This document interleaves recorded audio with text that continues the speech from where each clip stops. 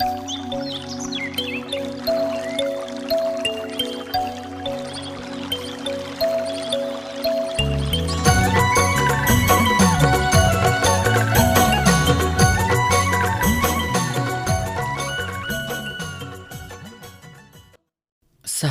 समाज का दर्पण होता है। हर युग के साहित्य ने समाज को दिशा और दशा प्रदान की। साम्राज्यवादी शासन के काल में जब भारत ब्रिटिश हुकूमत के चंगुल में था, उस दौरान लेखकों, कवियों और साहित्यकारों ने अपनी कलम के माध्यम से स्वतंत्रता आंदोलन में न सिर्फ महत्वपूर्ण भूमिका निभाई, बल्कि आंदोलन को मजबूत करने के लिए जनमानस में राष्ट्रवाद की चेतना का संचार किया। इन्हीं में से हिंदी साहित्य के नभ पर जगमगाते सितारे के रूप में प्रकाशमान कविवर सुमित्रा नंदन पंत भी थे, जिनका जन्म 20 मई सन 1900 को अल्मोड़ा जनपद के कौसानी नामक स्थान पर हुआ था, जो कि वर्तमान उत्तराखंड राज्य में स्थित है। उनके पिता का नाम पंडित गंगादत्त पंत था, जो स्थानीय चाय बागान में प्रबंधक के रूप में कार्यरत थे। पंत जी के जन्म के मात्र 6 घंटे पश्चात ही उनकी माता का स्वर्गवास हो गया था। बचपन में उनका लालन पालन उनकी दादी माँ ने किया। उन्हीं ने सुमित्रा नंदन पंत का नाम गोसाई दत्त रखा था। पंत जी को अपना यह नाम पसंद नहीं था। कुछ समय पश्चात उन्होंने अपना नाम स्वयं सुमित्रा नंदन पंत रख लिया। एवं मनोहारी दृश्यों से भरपूर उनके जन्म स्थान कौसानी से उनके लगाव ने ही उन्हें प्रकृति के कवि एवं साहित्यकार के रूप में स्थापित किया। सुमित्रा नंदन पंत बचपन से ही संगीत प्रेमी थे। हारमोनियम और तबले पर गीत गाने के साथ साथ उन्होंने 7 वर्ष की अल्पायु में ही काव्य सृजन प्रारंभ कर दिया। प्रकृति के चतेरे पंत को बचपन से ही ईश्वर में अटूट आस्था थी। उन्होंने अपनी प्रत्येक रचना के पीछे ईश्वरीय नियति को श्रेय दिया। उनका मानना था, क्या कोई व्यक्ति सोचकर जानबूझकर कुछ लिख सकता है? ईश्वर जो लिखवाना चाहेगा वही लिखा जाएगा। प्रारंभिक शिक्षा अल्मोड़ा से लेने के बाद अपने बड़े भाई देवी दत्त के साथ आगे की शिक्षा के लिए वर्ष 1918 में पंत जी काशी के क्वींस कॉलेज में दाखिल हो गए। यहाँ उन्होंने सरोजिनी नायडू, रविंद्रनाथ टैगोर जैसे मनीषियों के साथ साथ विदेशी साहित्यकारों का साहित्य भी अध्ययन किया। मैट्रिक पास करने के पश्चात काशी से वे इलाहाबाद चले गए, जहाँ म्योर कॉलेज में आगे की शिक्षा लेने के लिए दाखिला लिया। 1919 में महात्मा गांधी से प्रेरित होकर अपनी शिक्षा को अपूर्ण छोड़कर वे सत्याग्रह आंदोलन में सक्रिय हो गए। 1921 में असहयोग आंदोलन में महात्मा गांधी द्वारा देशव्यापी बहिष्कार के आह्वान पर उन्होंने म्योर कॉलेज को छोड़ दिया और व्यक्तिगत तौर पर हिंदी, संस्कृत, बंगला और अंग्रेजी भाषा साहित्य का अध्ययन करने लगे। कुछ वर्षों के पश्चात उन्हें घोर आर्थिक संकट का सामना करना पड़ा। इसी बीच उनके पिता का निधन हो गया। कर्ज चुकाने के लिए उन्हें अपने पैतृक मकान और ज़मीन को बेचना पड़ा। वर्ष 1931 में कुंवर सुरेश सिंह के साथ पंत जी काला कंकर प्रतापगढ़ चले गए और वहाँ रहकर उन्होंने कई कालजयी रचनाओं का सृजन किया। छायावादी युग के 4 स्तंभों में से एक सुमित्रा नंदन पंत प्रकृति के सुकुमार कवि के रूप में जाने गए। झरना, बर्फ, पुष्प, लता, भ्रमर गुंजन, उषा किरण, शीतल पवन, तारों की चुनरी ओढ़े गगन से उतरती संध्या उनके काव्य की शोभा बने। प्रगतिशील मासिक पत्रिका रूपाभ का संपादन उन्होंने किया।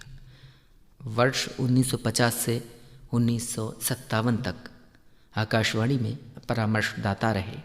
पंत जी की आर्थिक स्थिति अच्छी नहीं थी, जिस कारण उनके विवाह में यह बाधक रही और उन्होंने स्वयं को आजीवन के लिए साहित्य को समर्पित किया। अविवाहित रहते हुए उन्होंने साहित्य की साधना प्रारंभ की, परंतु फिर भी पंत के काव्य में नारी के विविध रूपों, माँ, पत्नी, सखी आदि सम्मान पाते हुए मिलते हैं। पंत के कृतित्व की यदि बात करें तो उन्होंने चींटी, सेम, पल्लव जैसे विषयों पर कविता लिखकर घोषणा की कि हिंदी काव्य अब तुतलाना छोड़ चुका है। ब्रजभाषा के सौंदर्य में नहाती, कान्हा के विरह अग्नि में जलती गोपियों के बाद हिंदी काव्य कालिदास के प्रकृति से जुड़े जिन उपमानों को भूल गया था, पंत उन्हें वापस लेकर आए। भले ही अपने काव्य में सर्वाधिक प्रकृति के सुकोमल पक्ष की प्रबलता की हो, हमें ये नहीं भूलना चाहिए कि उन्होंने नारी चेतना और उसके सामाजिक पक्ष के साथ ही ग्राम्य जीवन की विसंगतियों को भी उजागर किया है। भाषा के समृद्ध और सशक्त हस्ताक्षर व संवेदना एवं अनुभूति के कवि सुमित्रानंदन पंत ने चिदंबरा, उक्षवास, वीणा, गुंजन, लोकायतन समेत अनेक काव्य कृतियों की रचना भी की। गुंजन को तो वे अपनी आत्मा का गुंजन मानते हैं। पंत की प्रारंभिक कविताएं वीणा में संकलित हैं। उक्षवास तथा पल्लव उनकी छायावादी कविताओं का संग्रह है। ग्रंथि, ग्राम्य, युगांत, स्वर्ण किरण, स्वर्ण धूलि, कला और बूढ़ा चांद, सत्यकाम आदि उनकी अन्य प्रमुख कृतियाँ हैं। उन्होंने दोनों में अपनी लेखन कला का लोहा मनवाया है। उनकी विचारधारा की यदि बात करें, उनका संपूर्ण साहित्य सत्यम, शिवम, सुंदरम के आदर्शों से प्रभावित होते हुए भी समय के साथ निरंतर बदलता रहा है। जहाँ प्रारंभिक कविताओं में प्रकृति और सौंदर्य के रमणीय चित्र मिलते हैं, वहीं दूसरे चरण की कविताओं में छायावाद की सूक्ष्म कल्पनाओं व कोमल भावनाओं के, अंतिम चरण की कविताओं में प्रगतिवाद और विचारशीलता के। उनकी सबसे बाद की कविताएं अरविंद दर्शन और मानव कल्याण की भावनाओं से ओतप्रोत हैं। पंत जी परंपरावादी आलोचकों और प्रगतिवादी तथा प्रयोगवादी आलोचकों के सामने कभी नहीं झुके। उन्होंने अपनी कविताओं में पूर्व मान्यताओं को नकारा नहीं, अपने ऊपर लगने वाले आरोपों को नम्र अवज्ञा कविता के माध्यम से खारिज किया। वे कहते थे, गा कोकिला संदेश सनातन, मानव का परिचय मानवपन।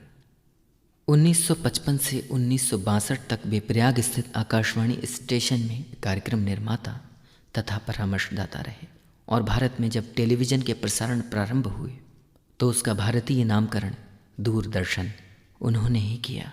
साथ ही सदी के महानायक अमिताभ बच्चन के पिता हरिवंश राय बच्चन और पंत दोनों बहुत अच्छे मित्र थे। इसी के चलते उनके परिवार पर पंत जी का इतना प्रभाव था कि सदी के महानायक अमिताभ बच्चन को उन्हीं ने यह नाम दिया था। साहित्य में उनके उल्लेखनीय योगदान के लिए वर्ष 1961 में उन्हें पद्म भूषण, 1968 में ज्ञानपीठ, साहित्य अकादमी तथा सोवियत लैंड नेहरू पुरस्कार जैसे उच्च श्रेणी के सम्मानों से अलंकृत किया गया। उनकी यादों को संरक्षित रखने के लिए कौसानी स्थित उनके पुराने घर को सुमित्रानंदन पंत वीथिका के नाम से जाना जाता है। इसमें उनके व्यक्तिगत प्रयोग की वस्तुओं जैसे कपड़ों, कविताओं की मूल पांडुलिपियों, छायाचित्रों, पत्रों और पुरस्कारों को प्रदर्शित किया गया है। साथ ही उनकी रचनाएं लोकायतन, आस्था आदि कविता संग्रह की पांडुलिपियां यहीं पर सुरक्षित रखी गई हैं। काला कंकर के सुरेश सिंह और हरिवंश राय बच्चन से किए गए उनके पत्र व्यवहार की प्रतिलिपियां भी यहाँ मौजूद हैं।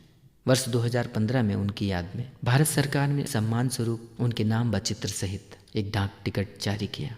इलाहाबाद में स्थित हाथी पार्क का नाम पंत जी के सम्मान में सुमित्रानंदन पंत बाल उद्यान कर दिया गया है।